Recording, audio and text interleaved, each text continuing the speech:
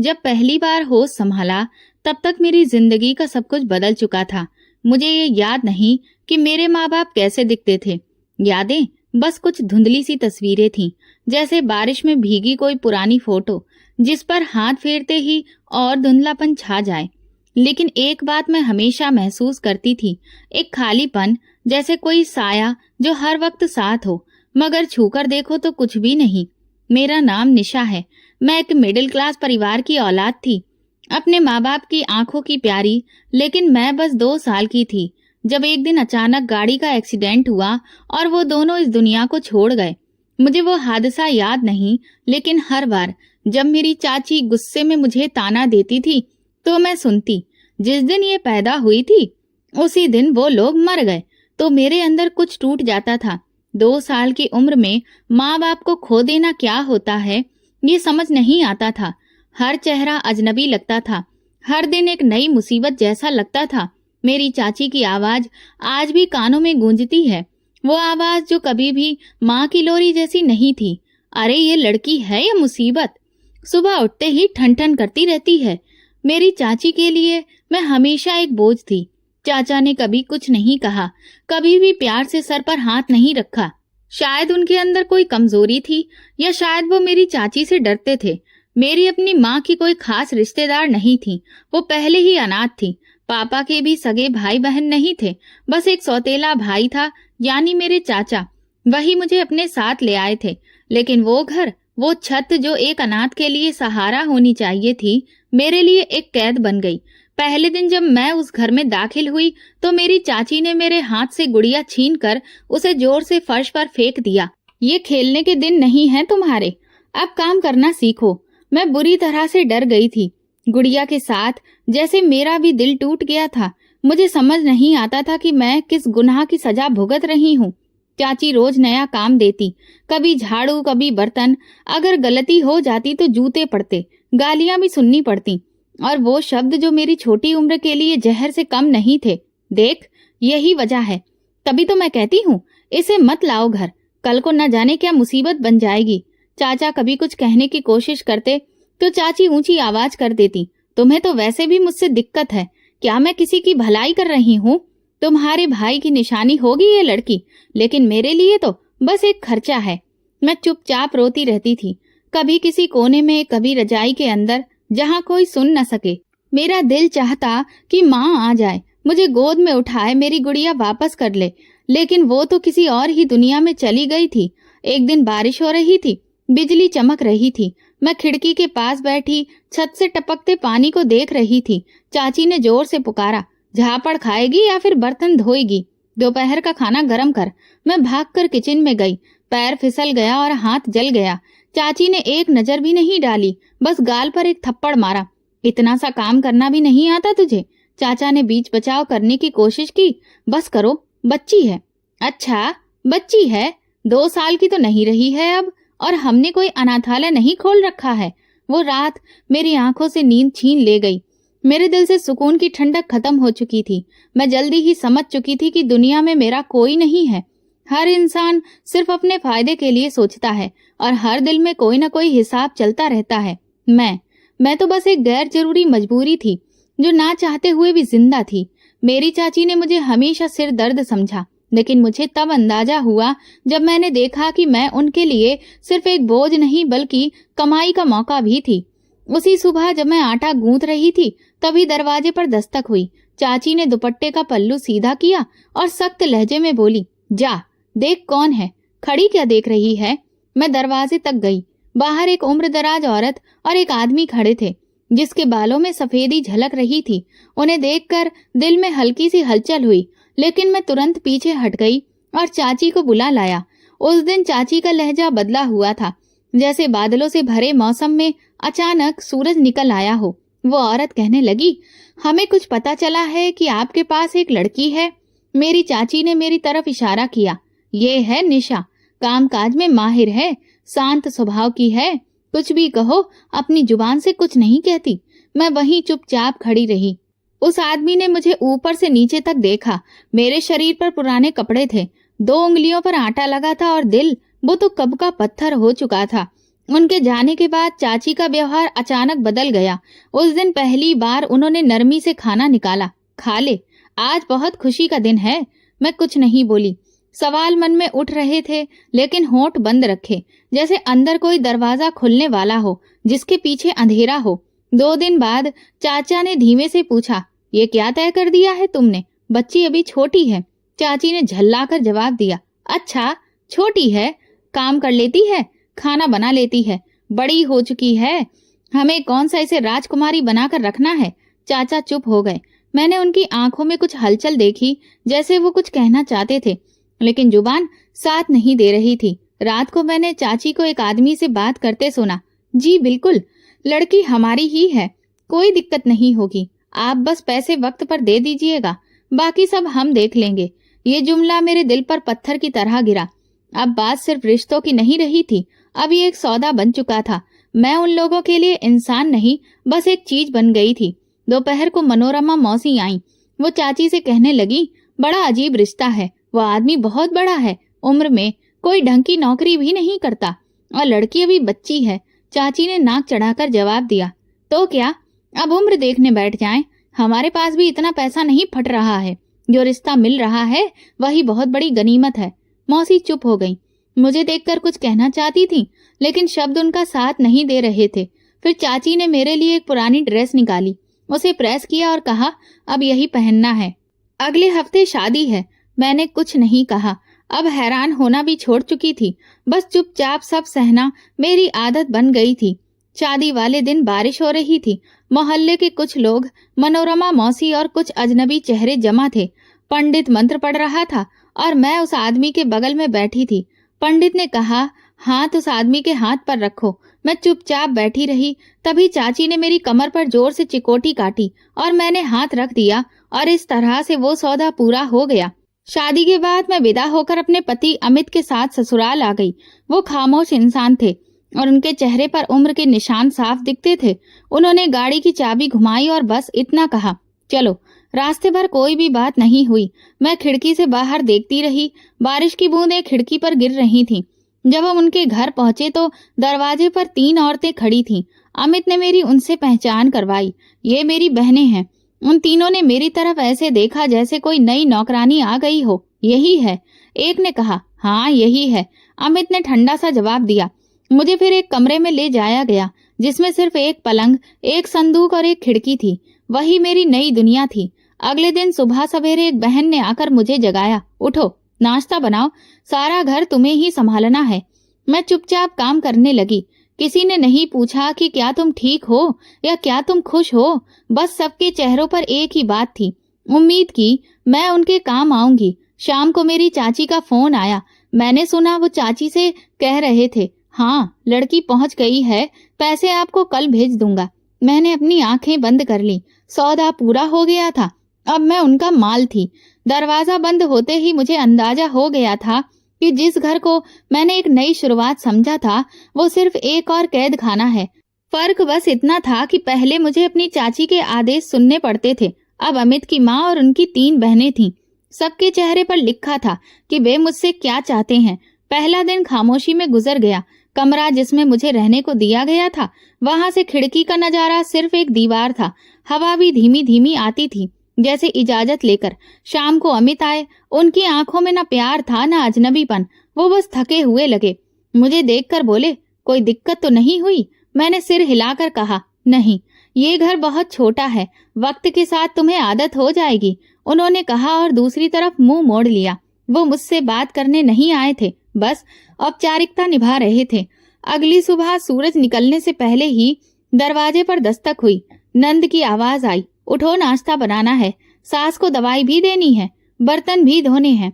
मैं नींद की हालत में उठी, जल्दी जल्दी दुपट्टा लिया और बाहर निकली। नाश्ता बनाने की आदत तो थी, लेकिन यहाँ अंदाज बिल्कुल अलग था।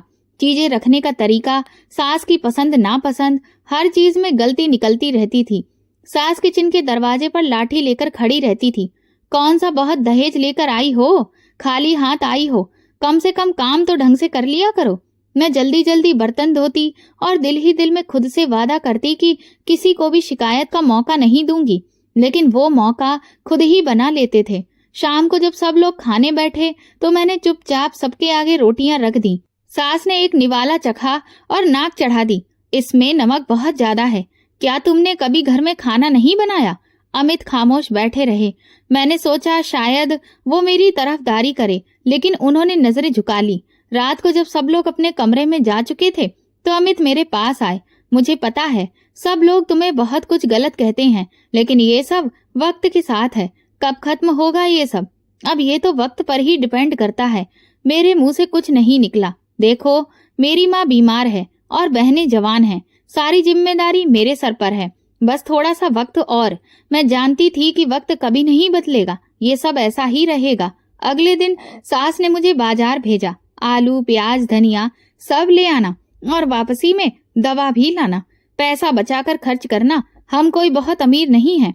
बाजार जाना कुछ देर की आजादी जैसा लगा, लेकिन वापस आते ही वही ताने, इतना सारा खर्च क्यों कर दिया? छोटी छोटी चीज भी संभाल नहीं सकती हो? मैंने उन्हें हिसाब दिया, रसीद भी दिखाई, लेकिन उन पर कोई फर्क नहीं पड़ा। वक्त गुजरने लगा, दिन, हफ्ते, महीने। मैं घर का हर कोना जान गई थी, हर आवाज का मतलब समझने लगी थी। कब मेरी नंद ताने देगी, कब सास बेमन से बोल देगी, कब कोई मेरी शिकायत करेगा, सब समझ में आने लगा था। मैं कभी कभी सोचती थी कि अगर मैं वाकई इस घर की बहू थी तो क्या कभी किसी ने मुझे दिल से अपनाया था, कभी आशीर्वाद दिया था, या ये सब कुछ मेरा हिस्सा ही नहीं था? कमरे में एक अलमारी खाली थी जिसमें एक पुरानी गुड़िया रखी थी जो बचपन में टूट गई थी। मैं कभी कभी उसे देखती और सोचती शायद अब वो भी मुझ पर हंसती हो, क्योंकि कैद खाना बदल गया था लेकिन पिंजरा वही था। अमित की खामोशी, सास की कठोरता और नंदों का ताना सब मेरी सांसों को भारी बना चुका था। लेकिन फिर भी मुझे जीना था, क्योंकि कहानी अभी खत्म नहीं हुई थी। वो दिन हमेशा की तरह ही शुरू हुआ। नाश्ता बनाना, झाड़ू लगाना, पानी भरना और फिर बर्तनों की भीड़ में खड़े हो जाना, सब कुछ जैसे हर दिन होता था। लेकिन दोपहर होते ही सास की तबीयत अचानक बिगड़ गई। वो बैठे बैठे कांपने लगी, हाथ से चाय का कप गिर गया और चेहरे का रंग सफेद पड़ गया। मेरी नंदों की आवाजें गूंजने लगी, माँ को क्या हो रहा है? कोई दवा दो, जल्दी कुछ करो। मैं किचन से दौड़कर आई। सास सोफे पर हल्की बेहोश पड़ी थी। अमित ऑफिस जा चुके थे। मैंने एक पल गवाए बिना पास से ही पर्स उठाया और नंदों के साथ मिलकर सास को अस्पताल पहुंचाया। अस्पताल पहुंचकर मुझे यह एहसास हुआ कि अगर इस घर में वाकई कोई कीमती था तो वो मेरी सास थी। हर एक की सांस जैसे रुक गई थी, क्योंकि उनके बीमार पड़ते ही घर की हालत पूरी तरह लड़खड़ा गई थी। डॉक्टर ने उनका चेकअप किया, कुछ टेस्ट लिखे और दवा भी दी और फिर सलाह दी, इन्हें तुरंत एडमिट करवाओ। लेकिन एडमिट करवाने के लिए पैसे चाहिए थे। मैंने अमित को फोन किया, माँ जी की हालत खराब हो गई है, वो अस्पताल में हैं, पैसों की बहुत जरूरत है। अमित की आवाज थकी हुई थी। मेरे पास तो कुछ भी नहीं है, मैं ऑफिस से छुट्टी लेता हूँ, कुछ करता हूँ। थोड़ी देर में वो पहुंच गए। उनके चेहरे पर फिक्र थी, लेकिन हाथ खाली थे।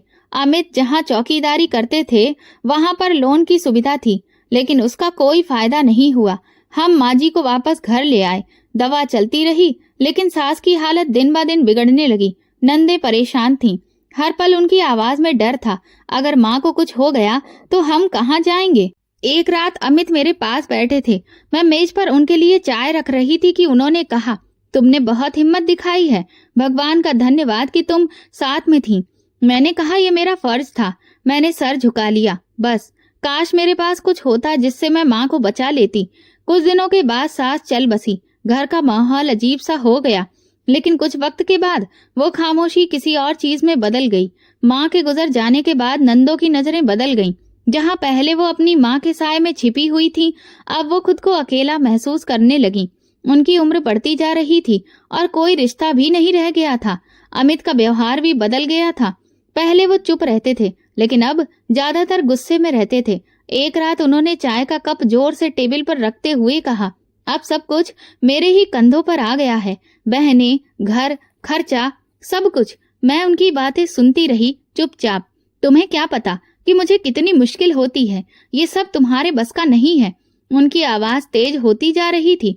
मैंने धीरे से पूछा, क्या मैं आपकी कुछ मदद कर सकती हूँ? वो हंसने लगे, लेकिन वो हंसी किसी खुशी की नहीं थी, तुम भला क्या कर सकती हो? ना तो पढ़ाई लिखाई है, ना नौकरी, और ना ही कोई हुनर है। बस एक चीज है। मैंने उनके चेहरे की तरफ देखा। उनकी आंखों में एक अजीब सी चमक थी जो पहले कभी नहीं देखी थी। क्या मतलब है आपका? मैंने धीरे से पूछा। रहने दो। उन्होंने चाय का आखिरी घूंट लिया और कमरे से बाहर चले गए। दूसरे दिन उन्होंने मुझसे कहा, कल मेरे ऑफिस मेरे साथ चलना, तुम्हें बॉस से मिलवाना है, वो तुमसे कुछ बात करना चाहते हैं। मैं हैरान होकर बोली, मुझसे भला क्या बात करेंगे? हाँ, बस तुम तैयार रहना, जैसे किसी पार्टी में जाना हो, अच्छे कपड़े पहनना। मुझे कुछ भी समझ नहीं आ रहा था, लेकिन मैं चुप रही। अगली सुबह वो मुझे बाजार ले गए।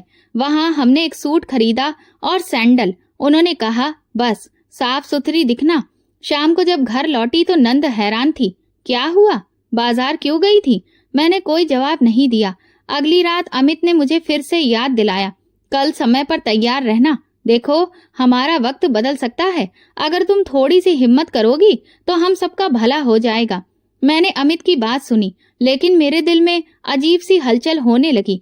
अमित ने मुझे ऑफिस के बाहर बाइक से उतार दिया। शाम का वक्त था और मौसम में अजीब सी ठंडक थी, लेकिन मेरे अंदर बेचैनी छाई थी। मैंने पूछा, किससे मिलने आए हैं यहाँ? वो सीधे सामने देखते हुए बोले, कहा ना, बॉस से। वो कह रहे हैं कि वो तुम्हें बस देखना चाहते हैं। एक छोटी सी मुलाकात है। मेरे कदम रुक गए। भला इसमें मेरी क्या जरूरत है? उन्होंने चेहरा मेरी तरफ मोड़ते हुए कहा, अगर मैंने कहा है तो बस जरूरत है, बाकी की बातें बाद में करना। तुम्हारे वहां जाने से मेरा फायदा है, मेरी तरक्की हो सकती है, सैलरी भी बढ़ सकती है और काफी सारी सुविधाएं भी मिल सकती हैं। मैंने सख्त लहजे में कहा, अमित ये कैसा फायदा है? उसने गुस्से में कहा, तुम्हें दिक्कत क्या है? बस एक मुलाकात ही तो करनी है। देखो, मुझे ये सब पसंद नहीं है। मैंने बात काटते हुए कहा, तो फिर बताओ क्या करोगे? वापस अपनी चाची के घर जाओगी? शायद तुम ये भूल गई हो कि उन्होंने तुम्हें किस तरह से बेच दिया था। मेरे कदम जमीन में धंस गए। वो आगे बढ़ गए और मुझे पीछे छोड़ गए। वो रात बिना कुछ कहे गुजर गई। मैं घर वापस आई तो मेरी नंदें अपनी जगह खुश थीं, जैसे कुछ अच्छा होने वाला हो। किसी ने कुछ नहीं पूछा और मैंने कुछ बताया नहीं। अगले दिन अमित देर से आया। उसने कपड़े बदले, चाय ली और धीरे से बोला, कल रात बॉस ने कहा है कि अगर तुम उनसे इसी तरह मिलती रहो तो वो मेरा प्रमोशन कर देंगे। महीने 1.5 महीने में एक नया घर भी मिल सकता है। मैंने उसे घूर कर देखा। लगता है तुम पागल हो चुके हो। तुम ये चाहते हो कि मैं अपनी इज्जत किसी के सामने बिछा दूं, सिर्फ तुम्हारी तरक्की के लिए? उसने चाय का कप टेबल पर रखते हुए कहा, हाँ, क्योंकि तुम्हारी इज्जत ने अब तक हमें क्या दिया है भला? तुम यहाँ खाली हाथ आई थी, ना तो कोई दहेज लाई, ना पैसा और ना ही कोई ऊंचा रिश्ता। अब अगर तुम्हारे चेहरे, तुम्हारे वजूद से कोई फायदा उठाया जा सकता है तो फिर मैं क्यों ना उठाऊं? मेरे दिल पर जैसे किसी ने घूंसा मारा हो। मैं चुप रही। आंखों में सिर्फ एक सवाल था, क्या ये वही अमित है जिसने कभी मेरे सामने हमदर्दी से बात की थी? वो सोफे से उठा और कहने लगा, कल रात तैयार रहना, एक अच्छी सी ड्रेस लाकर दूंगा। मेरा बॉस अगर खुश हो गया तो हम सबकी जिंदगी बदल जाएगी। मैंने उसे रोकने की कोशिश की। अमित प्लीज, मैं तुम्हारी पत्नी हूँ, मुझे ये सब करने के लिए मजबूर मत करो। वो पलटकर बोला, पत्नी हो इसीलिए तो कह रहा हूँ कि मेरे हर इरादे में मेरा साथ दो, वरना फिर तलाक के कागज तैयार हैं। अगले ही दिन तलाक दे दूंगा और तुम्हें चाची के घर पटक आऊंगा। फिर वही बर्तन, वही झाड़ू और वही रोज की गालियां। मैंने वो रात जाग कर गुजारी। आंखें जब भी बंद करती, मेरी चाची का वही घर नजरों के सामने आ जाता। बहुत तेज आवाजें, वो झिड़कियां, वो हर दिन की मार, और दूसरी तरफ अमित था जो मेरी इज्जत की कीमत लगा रहा था। अगली शाम वो एक नया सूट मेरे हाथ में पकड़ाकर बोला, ये पहनो, तैयार हो जाओ। तुम जितनी खूबसूरत दिखोगी उतना ज्यादा फायदा होगा। मैंने वो सूट हाथ में पकड़ा और कमरे में आ गई। दरवाजा बंद किया और शीशे के सामने खड़ी हो गई। खुद को देखा, कुछ देर नजर झुकी रही, फिर खुद से कहा, क्या मैं अब एक सिर्फ चेहरा हूँ? अमित दरवाजे पर दस्तक देने लगा। चलो, देर हो रही है। मैं तैयार हो गई, वैसे ही जैसे अब मेरे हाथ में कोई फैसला नहीं बचा था, जैसे कोई कठपुतली जो किसी डोर के इशारे पर चलती है। दूसरी रात फिर वही रास्ता, वही बंगला, वही खामोशी। अमित ने हमेशा की तरह मुझे बाइक पर बैठाया और रास्ते भर कोई बात नहीं हुई, जैसे मैं कोई सामान हूँ जिसे वो किसी जगह डिलीवर करने ले जा रहा हो। जब हम गेट पर पहुंचे तो वो मुझे लॉन्च तक लेकर गया। एक बार फिर वही नौकर और फिर वही बात, मैडम को यहीं छोड़ दीजिए, वो बाद में आएंगे। अमित चुपचाप पलटा और चला गया। मैं उसी लॉन्च में अकेली रह गई। वहीं पर बैठी बैठी वक्त गुजरता रहा। कमर में दर्द होने लगा। कभी सामने की घड़ी को देखती, कभी उस दरवाजे की ओर जहां से कोई आने वाला था, लेकिन वो दरवाजा सारी रात वैसा ही बंद रहा। कभी कभी कोई नौकर पानी दे जाता या पूछ लेता, चाय ले आऊं? मैं इनकार में सिर हिला देती। दिल वैसे भी किसी चीज की चाह नहीं रखता था। रात के करीब 3 बजे मैंने खुद को सोफे पर लिटा दिया, आंखें बंद कर ली, लेकिन नींद नहीं आ रही थी। सिर्फ तरह तरह के विचार आ रहे थे। ये सब क्या हो रहा है? सुबह हुई तो वही नौकर फिर आया। इस बार उसके हाथ में एक लिफाफा था। साहब ने कहा है कि आप घर चली जाइए, ये पैसे ले जाइए, अपने पति को दे दीजिएगा। मैंने लिफाफा पकड़ा और चुपचाप बाहर निकल आई। दरवाजा मेरे पीछे बंद हुआ। गाड़ी पहले से मौजूद थी। मुझे घर छोड़ा गया। मैं अंदर आई तो अमित तैयार हो रहा था।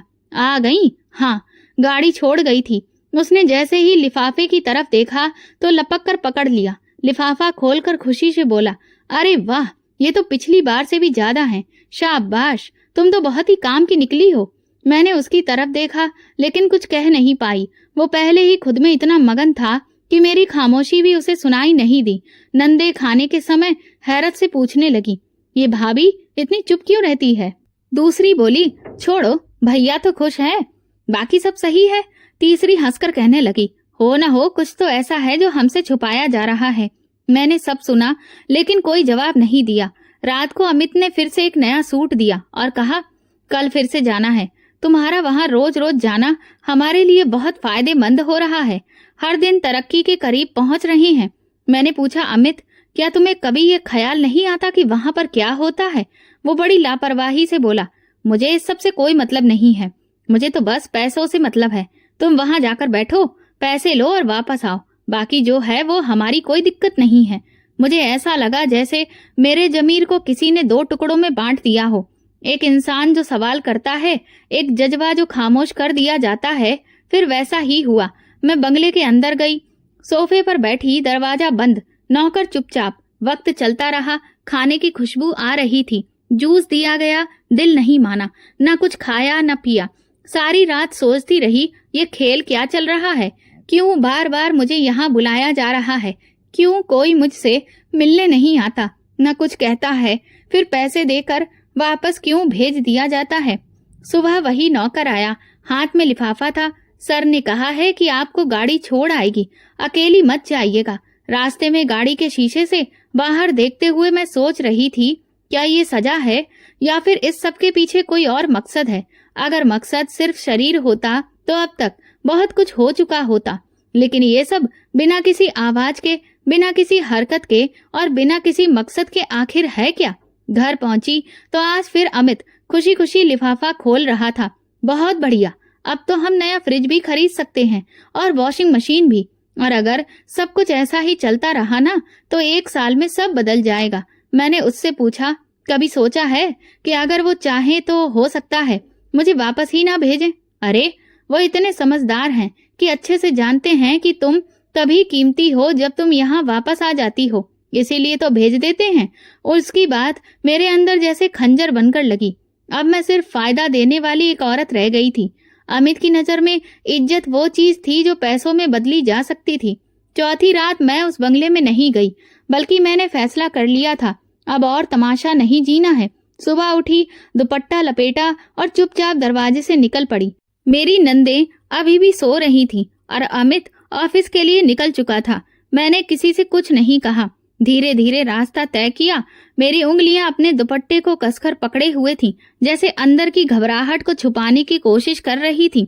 रास्ता वही था जो हर बार अमित के साथ तय किया था, लेकिन आज पहली बार अकेली जा रही थी। मेरे कदम लड़खड़ा रहे थे, लेकिन अंदर सवालों का शोर था। बार बार वही दृश्य मन में घूम रहा था। खाली लॉन्ज, बंद दरवाजे, खामोश नौकर और सुबह के समय हाथ में लिफाफा। ये कौन सा खेल चल रहा है? आखिर कौन है जिसने मुझे यहाँ लाकर बिठाया और फिर भी कभी छुआ तक नहीं? अगर मकसद सिर्फ पैसे फेंकना है तो क्यों, और अगर जरूरत ही नहीं है तो बार बार बुलाने की वजह क्या है? ऑफिस के गेट पर पहुंची तो वहां अमित मौजूद नहीं था, बल्कि एक दूसरा गार्ड था। मैंने कहा, मुझे अंदर जाना है। वो बोला, अमित साहब की पत्नी हो? उसने नजर घुमाई और फिर कहा, आज साहब तो बॉस के साथ हैं, आप भी अंदर जा सकती हैं। अपना नाम बता दीजिए। मैंने धीरे से कहा, निशा। गार्ड ने इंटरकॉम पर कुछ बात की और फिर दरवाजा खोल दिया। जैसे ही अंदर गई, हवा का झोंका मेरे चेहरे से दुपट्टा पीछे धकेलने लगा। मैं तुरंत ही दाएं तरफ मुड़ गई। वहां कोई नहीं था। दीवार पर एक बड़े कमरे की ओर एक एरो बना था, जिसके बाहर लिखा था डायरेक्टर ऑफिस। मैं वहीं गई। दरवाजा हल्का बंद था। मैंने हल्की दस्तक दी और दरवाजा खोलकर अंदर चली गई। वो लम्हा मेरी जिंदगी का रुख मोड़ने वाला था। मेरी तरफ पीठ किए कोई फोन पर बात कर रहा था। जैसे ही वो मुड़ा, मेरी सांस थम गई। सामने राघव था, मेरा बचपन का दोस्त और पड़ोसी। वही राघव जो मुझे कहानियां सुनाता था, जो मेरे लिए अपने घर की दीवारों पर नाम लिखा करता था। और फिर एक दिन वो कहीं विदेश चला गया था। उसके बाद उसने कभी पलटकर नहीं देखा, या शायद आया होगा, लेकिन मेरी किस्मत में उससे मिलना नहीं लिखा था। मेरे मुंह से बस निकला, तुम। वो उठकर मेरे पास आया, जैसे वो पहले से जानता हो कि मैं आने वाली हूँ। निशा, आखिर तुम खुद यहाँ आ ही गईं। मेरे कदम जम गए। आवाज रुकी हुई थी। मैंने बस एक शब्द कहा, तुम। वो सोफे पर बैठ गया और गहरी सांस ली। हाँ, मैं वही हूँ जो तुम्हें कभी बचाना चाहता था, लेकिन वक्त से हार गया था। मैं खामोश हो गई, बस उसे देखती रही। वो कहने लगा, तुम्हें याद है बचपन में जब तुम अपनी चाची की मार से डरकर मेरे घर में जाकर छुप जाती थी, तो मैं तुम्हें चॉकलेट लाकर देता था। मैंने नजर झुका ली। ये सब क्यों हो रहा है? ये खेल क्यों? राघव ने धीरे से कहा, मैं जब वापस आया तो पता चला कि तुम्हारी शादी हो चुकी है। फिर एक दिन तुम्हें ऑफिस में अमित के साथ देखा और उसने खुद तुम्हारी बात छेड़ दी। मैंने बेयकीनी से उसे देखा। उसकी आवाज में नफरत थी। हाँ, वो तुम्हारी खूबसूरती के तारीफों के पुल बांध रहा था। मैंने उसे आजमाने के लिए कहा, अगर मैं तुम्हारी पत्नी से एक रात की मुलाकात चाहूं तो, और वो तुरंत मान गया। मेरे हाथ कांपने लगे, लेकिन मैंने फिर भी फैसला किया कि तुम्हें उन लोगों के बीच नहीं रहने दूंगा जिन्होंने तुम्हें बेचा। अमित को मैंने वही दिया जिसकी वो उम्मीद कर रहा था, लेकिन मैंने तुम्हें कभी छुआ तक नहीं। मैंने फिर पूछा, और वो पैसे? वो सिर्फ उसकी गंदी आदतों को और बढ़ाने के लिए थे, ताकि उसे यही लगे कि सब कुछ उसी की मर्जी से हो रहा है और वो तुम्हें बार बार वहां भेजे। लेकिन असल में मैं तुम्हें उससे आजाद करने की तैयारी कर रहा था। मैं चुपचाप खड़ी रही, आंखों में सवाल, दिल की धड़कन तेज। अब ये तुम पर है कि तुम क्या चाहती हो। राघव की आंखों में वही नमी थी जो बचपन में हुआ करती थी। मैंने खुद से पूछा, क्या मैं अभी भी एक कठपुतली हूँ, या अब वक्त आ गया है कि मैं अपने ही हाथों में बंधी डोर को काट डालूं? दरवाजे पर हल्की सी आहट हुई। अमित खड़ा था। उसका चेहरा पीला पड़ चुका था। वो बोला, ये क्या हो रहा है? तुम यहाँ क्यों आई हो? राघव ने कहा, तुम्हारे लिए भलाई इसी में है कि तुम यहाँ से चले जाओ। तुम्हें इस नौकरी से निकाल दिया गया है। अमित ने मेरी तरफ देखा। तुमने मेरी इज्जत मिट्टी में मिला दी। मैंने उसकी आंखों में देखा और धीरे से जवाब दिया, इज्जत? वो तो तुम पहले ही बेच चुके थे। उसकी जुबान बंद हो गई। वो मुड़ा और चुपचाप बाहर निकल गया। राघव ने दरवाजा बंद किया और कहने लगा, निशा, अब तुम्हें वो फैसला लेना है जो तुमसे हमेशा छीना गया था। अब ये जिंदगी तुम्हारी है। मैंने पहली बार सिर उठाकर कहा, मुझे आज पहली बार लग रहा है कि मैं खुद के लिए बोल सकती हूँ। राघव ने मुस्कुराकर कहा, तो फिर बोलो, क्योंकि अब तुम कोई कठपुतली नहीं रही हो। वो मेरे सामने बैठा था और अमित जा चुका था। खामोशी कुछ लम्हों के लिए छा गई। मेरे हाथ ठंडे पड़ने लगे, जैसे कमरे की हवा एकदम से ठहर गई हो। उसने टेबल पर रखी एक फाइल मेरी तरफ सरकाई। ये अमित की नौकरी से जुड़ी हुई फाइल है। जब मैंने कंपनी खरीदी थी तब वो पहले से ही यहाँ चौकीदार का काम कर रहा था, लेकिन उसकी आंखें हमेशा किसी लालच की तलाश में मेरे सामने नाचती रहती थी। मैंने फाइल खोली, कागज देखे जिनमें मेरी तस्वीर और मेरे बारे में कुछ शब्द मौजूद थे। राघव कहने लगा, उस दिन जब तुम पहली बार लॉन्ज में बैठी थी, मैंने तुम्हें देख लिया था। पहचानने में देर नहीं लगी। फिर मैंने जानबूझकर अमित को बुलाया और वही पेशकश की, ताकि देख सकूं कि वो क्या करता है। मेरे अंदर जैसे एक पहाड़ टूट पड़ा और अमित ने एक पल भी नहीं लगाया, तुरंत मान गया। मैंने सांस रोके सामने बैठे उस इंसान को देखा जिसे मैं बरसों से भूल चुकी थी। वो मेरा बचपन का रक्षक निकला और उसी इंसान के साथ में मैं जिंदगी बिताने के सपने देख रही थी जिसने मेरी कीमत लगाई। राघव कहने लगा, मैं चाहता था कि तुम्हें खुद फैसला करने का मौका मिले, इसलिए मैंने तुम्हें यहाँ आने दिया, बैठने दिया और कुछ नहीं किया।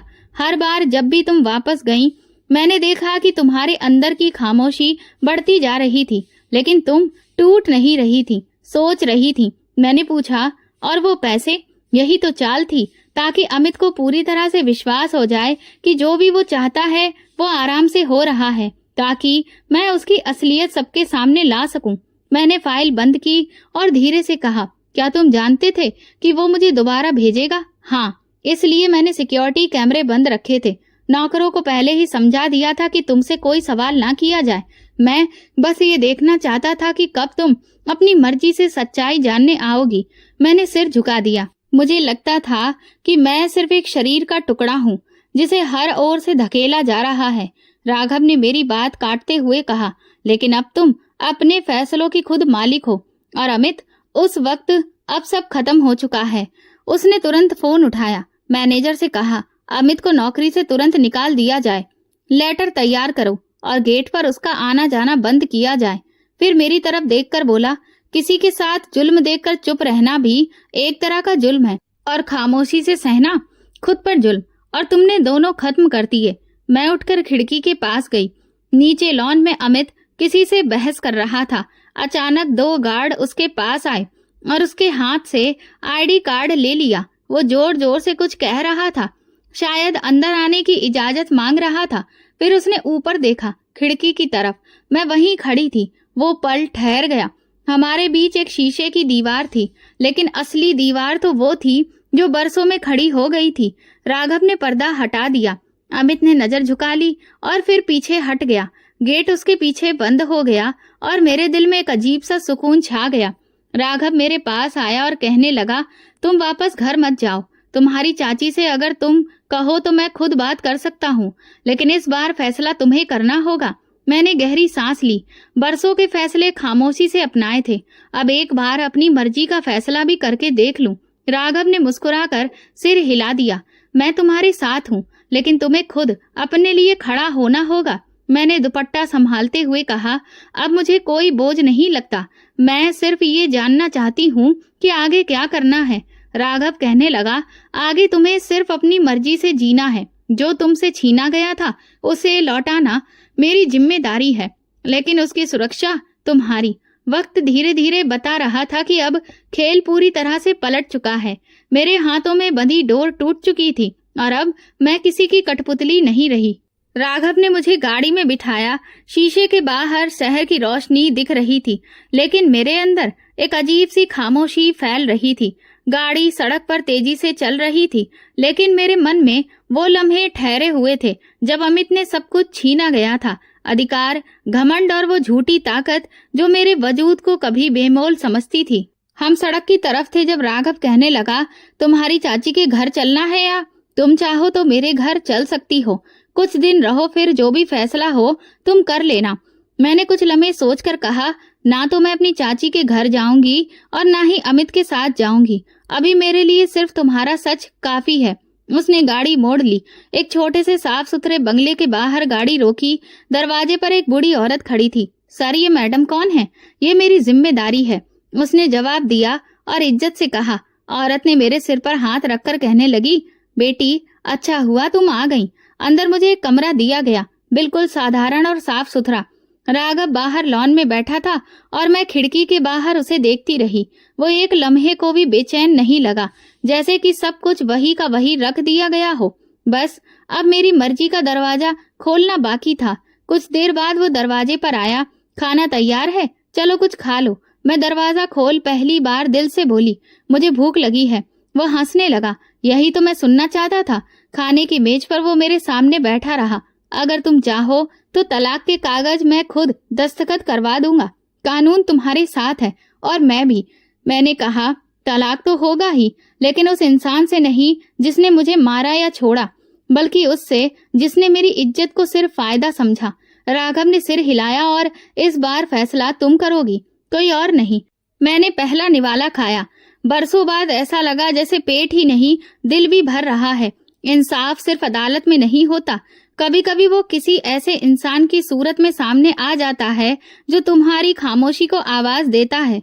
रात में कमरे की खिड़की से चांदनी अंदर आ रही थी। राघव अभी भी लॉन में टहल रहा था, शायद इंतजार में। मैंने दरवाजे की तरफ देखा और सोचा ये जिंदगी अब शायद बस में है और यही मेरे लिए पहला इंसाफ था। सुबह जब मैं कमरे से बाहर निकली तो राघव टेबल के पास बैठकर एक फाइल पढ़ा रहा था। मैंने उससे कहा कि आज हम वकील से बात कर सकते हैं, और वो बिना हैरानी के कहने लगा, हाँ बिल्कुल, मैं तो पहले ही अपॉइंटमेंट ले चुका हूँ। तुम जब कहोगी हम चलेंगे। गाड़ी में हमारी ज्यादा बातें नहीं हुई। मैं अपने नाखूनों को बार बार देख रही थी, जिन पर वक्त के साथ ना तो रंग बचा था और ना ही कोई रोशनी। वहां पहुंचकर वकील ने कुछ कागजात मेरे सामने रखे।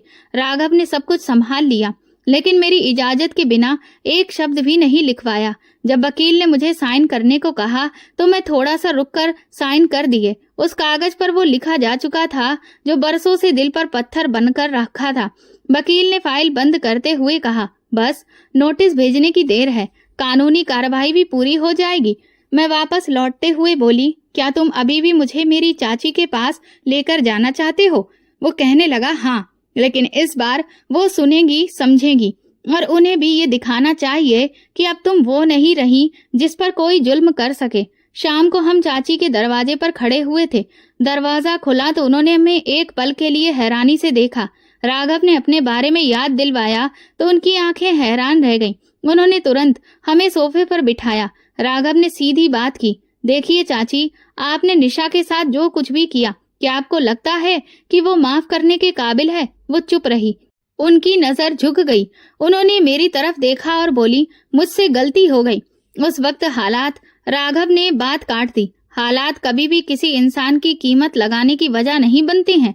आपने उसे एक बोझ समझकर धक्का दे दिया, और अब अगर आपने दोबारा कभी भी निशा से कोई ऐसी वैसी बात की या फिर कोई भी ऐसी चीज की बिना उसकी मर्जी के, तो मुझे मजबूरन आपको सबक सिखाना पड़ेगा। उन्होंने मेरे सामने हाथ जोड़ दिए। बेटी, मुझे माफ कर दो, मैं माँ बनने के लायक नहीं थी, लेकिन दिल से कभी बद्दुआ नहीं दी। मैंने उनके झुके हाथों को छुआ नहीं, लेकिन कुछ कहा भी नहीं। सिर्फ इतना कहा, मैं माफी दे रही हूँ, लेकिन अब भरोसा वापस जुड़ नहीं सकता। राघव कहने लगा, अब हम चलते हैं। तो चाची पीछे हट गई। उनके चेहरे पर पछतावा दिख रहा था, लेकिन अब वो मेरे फैसले को रोक नहीं सकती थी। अगले दिन मैंने अपना आइडेंटिटी कार्ड ठीक करवाया और अपना एक नया मोबाइल नंबर लेकर पहली बार बैंक अकाउंट खुलवाया। राघव ने कुछ भी नहीं पूछा, बस ये कहा, ये सब तुम्हारा अधिकार है और तुम्हें देना भी चाहिए। मैंने एक छोटे से कंप्यूटर कोर्स में एडमिशन लिया और उसकी पढ़ाई शुरू की। धीरे धीरे खुद को रोज के कामों से आजाद कराना शुरू किया। सुबह खुद चाय बनती, शाम को किताब पढ़ती और वक्त निकालकर पुराने दिनों को याद करती, लेकिन अब उन पर रोना नहीं आता था। एक दिन मेरी नंद का फोन आया। हैरान होकर बोली, भाभी आप कहाँ हो? भैया तो कुछ बताते नहीं और तुम भी गायब हो गई हो। मैंने जवाब दिया, जो जिंदगी वो तुम्हें दिखाता था वो झूठ थी, अब सच मैं हूँ। फिर फोन बंद कर दिया। उनके लिए मेरी कोई अहमियत नहीं थी। मैंने सीखा कि आजादी का मतलब सिर्फ दीवारों से बाहर जाना नहीं होता, बल्कि अंदर की जंजीरों को तोड़ना भी होता है, और वो मैं कर चुकी थी। तलाक के कागज मेरे हाथ में आए तो मैंने उसे किसी जीत की तरह नहीं देखा। ये सिर्फ कागज था। असली जीत तो वो खामोशी थी जो मेरे अंदर से निकल गई थी। मैंने वो कागज ट्रायल में रखा और दराज बंद करके वक्त में शीशे के सामने खड़ी थी। चेहरे पर मुस्कुराहट थी और आंखों में सुकून। पहली बार मैंने खुद को देखा और दिल से कहा, ये मैं हूँ, अपनी मर्जी से जीने वाली। एक शाम राघव मेरे दरवाजे पर खड़ा था। उसके हाथ में एक लिफाफा था। कहने लगा, ये शादी का कार्ड है, तुम्हें सबसे पहले देना था क्योंकि सबसे जरूरी तुम हो। मैंने लिफाफा लिया, उसे देखा, लेकिन कुछ कहा नहीं। अंदर साधारण शब्दों में लिखा था, मेरा और उसका नाम। तुम्हें भरोसा है? उसने एक बात कही। मैंने जवाब दिया, मुझे तुम पर भरोसा है, बस यही काफी है। शादी का दिन आ गया। ना कोई हंगामा, ना कोई शोर शराबा। दावत भले ही छोटी थी, लेकिन सब कुछ कायदे से हो रहा था। राघव बोला, तुम जो पहनोगी वही सबसे खूबसूरत लगेगा। तुम्हारी मर्जी, तुम्हारा दिन है। मैंने हल्का गुलाबी रंग का एक साधारण सा लहंगा पहना, जेवर भी कोई भारी भरकम नहीं थे। राघव ने मेरा हाथ पकड़ा पूरे अधिकार के साथ, वो हाथ जो बरसों तक खाली था, सिर्फ काम और तन मन की थकान उठाते हुए आज पहली बार किसी रिश्ते की मजबूती को महसूस कर रहा था। हमारी खुशी में शामिल होने के लिए मेहमान कम थे, लेकिन सबके चेहरे पर रौनक थी। मेरी चाची भी मिलने आई, लेकिन मैंने उनसे कोई खास बात नहीं की, बस औपचारिक मुस्कान दी। वो मेरे पास आकर कहने लगी, बेटी, तुम्हारी खुशी देखकर लगता है कि भगवान ने मुझे माफ कर दिया है। मैंने जवाब दिया, माफी भगवान से मांगते हैं और सब्र वक्त से लिया जाता है। रात के खाने के बाद राघव मेरे पास आया, बोला, अब एक नई शुरुआत होगी। मैंने सर हिलाया, लेकिन दिल के किसी कोने में वो पुराने दिन अभी भी धड़क रहे थे। जख्म चाहे भर गए थे, लेकिन उनके निशान रह गए थे। शादी के बाद राघव के साथ जो घर बना वो महल नहीं था, लेकिन सुकून की जगह था। हर चीज कायदे से, हर फैसला मेरी राय से। वो मेरी हर बात को सुनता, चाहे पसंद की हो या किसी और चीज की। एक दिन मैंने उससे कहा, राघव, मैं काम करना चाहती हूँ। उसने खुशी से कहा, बिल्कुल, लेकिन अपनी शर्तों पर, अपने वक्त और अपनी पसंद के साथ। मैंने एक छोटे से प्राइवेट स्कूल में टीचिंग का ऑफर एक्सेप्ट कर लिया। बच्चों के साथ वक्त बिताना, उन्हें पढ़ाना मुझे एक नई जिंदगी की ओर ले जा रहा था। वो लड़की जो कभी स्कूल जाने के लिए तरसती थी, अब किसी और का सपना पूरा कर रही थी। राघव हर दिन मेरे साथ होता था, लेकिन कभी मेरे रास्ते में नहीं आता था। उसे पता था कि मेरी जिंदगी की आजादी ही मेरा सबसे कीमती जेवर है। कभी कभी रात को जब सब कुछ खामोश होता, मैं आईने के सामने खड़ी हो जाती। पुराने दाग, पुरानी थकान अब मेरी पहचान नहीं रहे थे, लेकिन दिल जानता था कि वो गुजरे लम्हे ही मेरी बुनियाद बन चुके हैं। राघव ने एक बार रात को कहा, अगर तुम्हें कभी लगे कि तुम अकेली हो तो मुझे जगा देना। मैंने मुस्कुराकर कहा, जरूरत नहीं पड़ेगी, तुम जानते हो तभी तो मैं चैन से सो पाती हूँ। शादी के 1 महीने बाद हमने शहर से बाहर एक छोटी सी ट्रिप का प्लान बनाया। पहली बार मैं किसी होटल के कमरे में बिना किसी डर के थी। दिल में यही बात थी कि अब कोई गंदी नजर नहीं लगेगी। मैं खिड़की से बाहर देखकर बोली, काश मेरे माँ बाप जिंदा होते। राघव बोला, अगर वो होते तो शायद तुम्हारी शादी वो खुद मुझसे कराते। मैं हमेशा तुम्हारे काबिल बनने की कोशिश करता रहा हूँ। मैंने पूछा, और अगर वो नहीं मानते तो? वो हंसते हुए बोला, तो मैं सारी उम्र तुम्हें बचपन की कहानियां सुनाता रहता, बस तुम्हारे पास रहने का कोई ना कोई बहाना बना लेता। हम दोनों हंस पड़े। जिंदगी का पन्ना तेजी से आगे बढ़ रहा था। पुरानी किताब बंद हो चुकी थी, लेकिन उसके शब्द मेरी सोच का हिस्सा बन चुके थे। ये नया रिश्ता, नया सफर मेरे फैसले से शुरू हुआ था, और यही मेरी सबसे बड़ी जीत थी।